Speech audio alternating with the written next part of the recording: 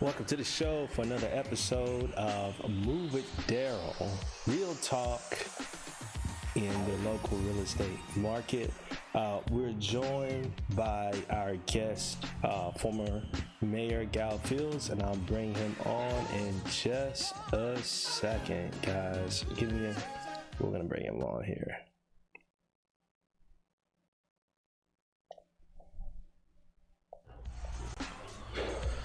All right, guys, welcome to the show.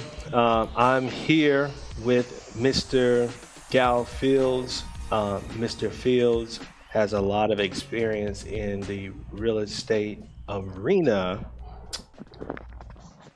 Talk very slow. Okay. So Mr. Fields has a lot of experience in the real estate arena, as well as formerly known as Mayor Gow Fields. He's very experienced and well-versed in our local marketplace. Someone whom I look up to and I hold to a higher level of endearment and respect. Mr. Fields has a ton of experience in dealing with homeowners transitioning into becoming new homeowners, as well as homeowners that are currently in their homes and dealing with issues when it comes to insurance related things, or investors or developers or builders related to when it comes to insurance.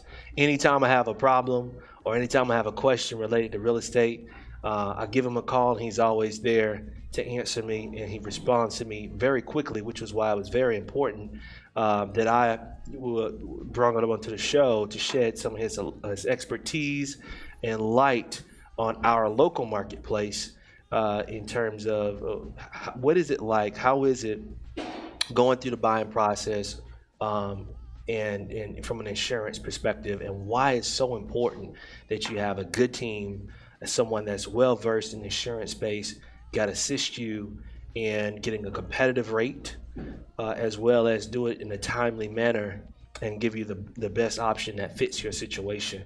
So, Mr. Fields, very glad you can be on the show with us and educating the people on insurance. So with that being said, Okay. My question is, what are the top 3 things that people should be made aware of when purchasing a home from an insurance perspective?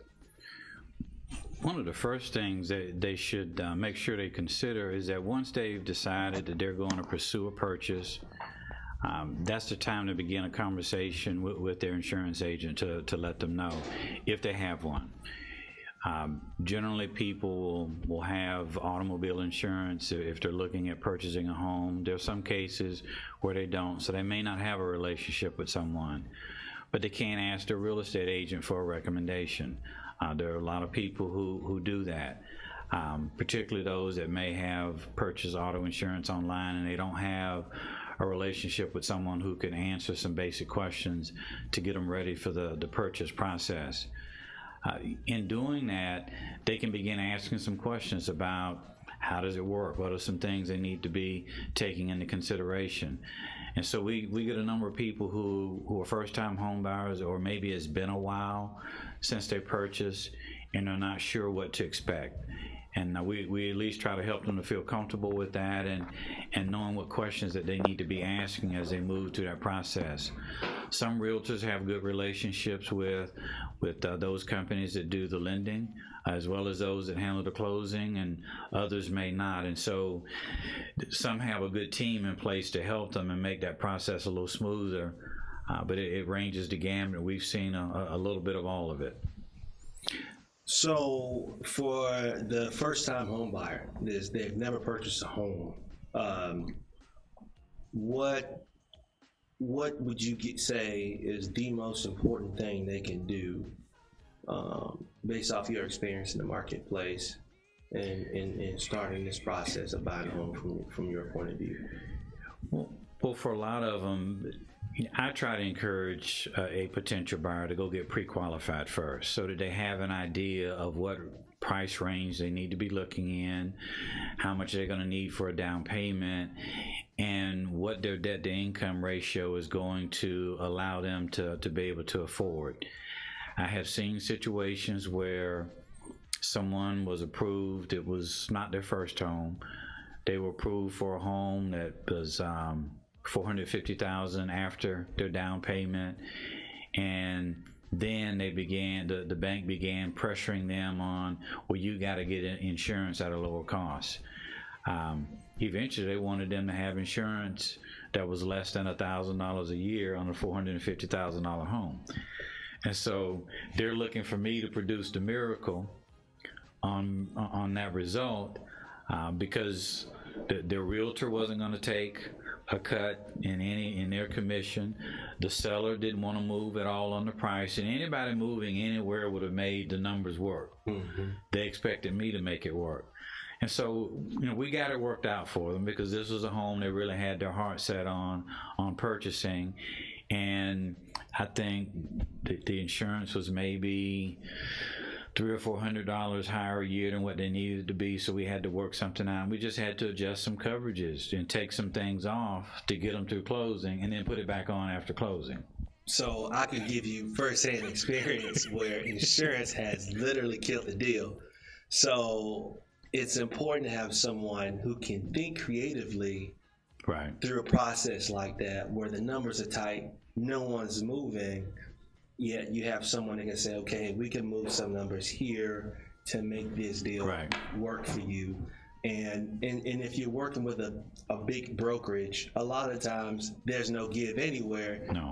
There's your deal. The deal is absolutely trash. And I've actually seen that. Another thing I've seen, it was near, I can't remember which hurricane it was, but we were under watch for a storm to come.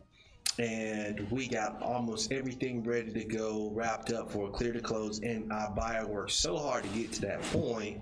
And we had a lender referral insurance company that took their time with getting a binder. And I'm not sure how difficult. Is it hard to get a binder out? It's not hard to get the binder out. It's not hard to get the evidence of insurance ready.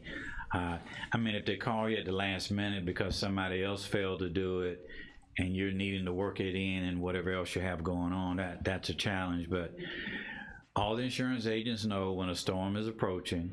Some companies close things down faster than others, so you already know who you can go to at the last minute.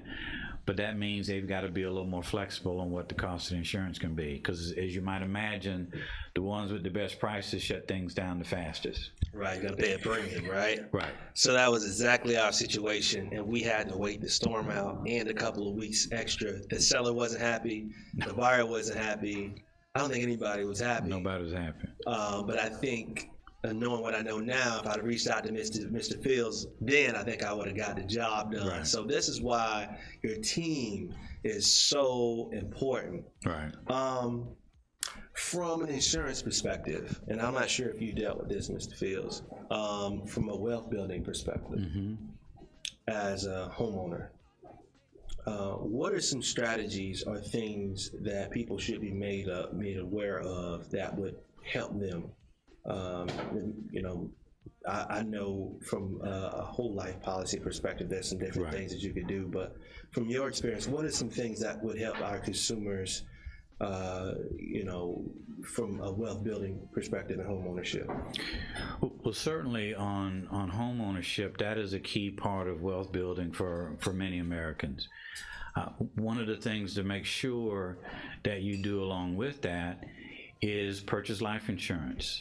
Use it for mortgage protection coverage, because an untimely death, for example, if you have a home that you bought based on 2 incomes and an unexpected death occurs and you go through the emotions of losing a loved one, that's painful enough, but you've also lost that income. And if that income loss now translates into you losing the home that you worked hard to get, or losing something else as well, the only way to protect that is the life insurance. And you can do a policy that's built around the mortgage protection for just the value of the mortgage on the home. You can do it and include the value of any outstanding balances on automobiles that are owned as well for just a little bit more. But that way you protect what you're making these investments in, particularly when it's built around 2 incomes. And you also leave yourself in a position where you hope that you never have to use the life insurance while you're young.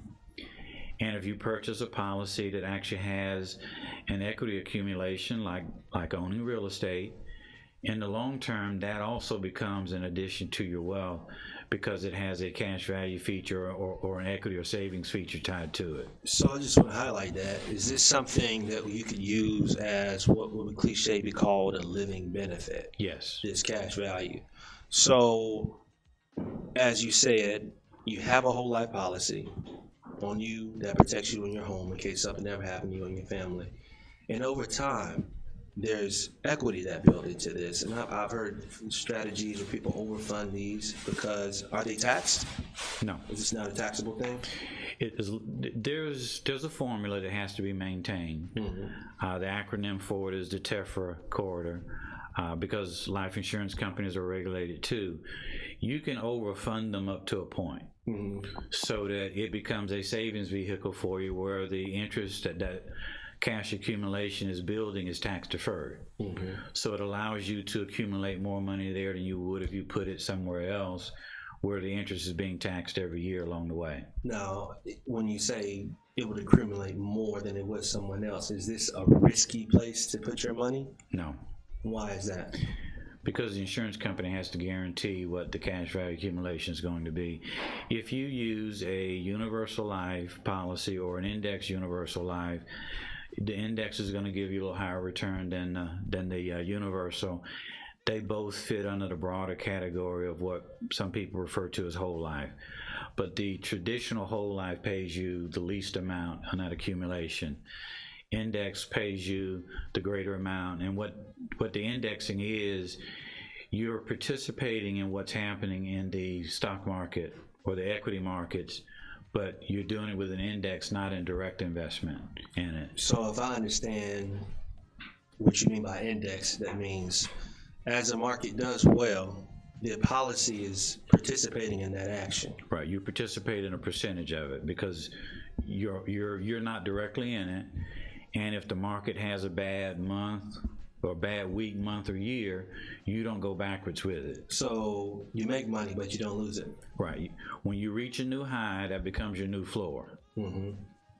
And when it performs and goes past that new floor that you have again, that becomes your next new high, as well as your new floor. So essentially, this is a savings vehicle that's going to grow interest and not be taxed and never lose money. Am I hearing you correctly? Correct. And if there's an untimely death, it pays out a cash benefit. So that there's both a living benefit and a death benefit, which is helping you with your wealth preservation so that you can pass it on in your family. So the first time I heard about this strategy, I heard this that the Rockefeller family is notorious for using this as a wealth growth and a wealth building tool for the next generation. But I also heard that investors use this strategy to ultimately purchase other businesses or other real estate in the future. But instead of taking the cash out, because that might affect the death benefit, what I heard other investors do is they take the policy to the bank and take a loan out on something like that. Well, you can actually borrow the money from the life insurance company. Borrow the money against the policy versus taking the money out of the policy there, and now you have cash and liquidity that you can use without affecting your death benefit to purchase your next investment vehicle. Right. And of course, wealthy people use life insurance too to reduce their estate taxes. And reduce taxes along the way. Because, I mean, if you're wealthy and there's a death, the federal government they don't want the deed to the property. They don't want the title to the orange grove.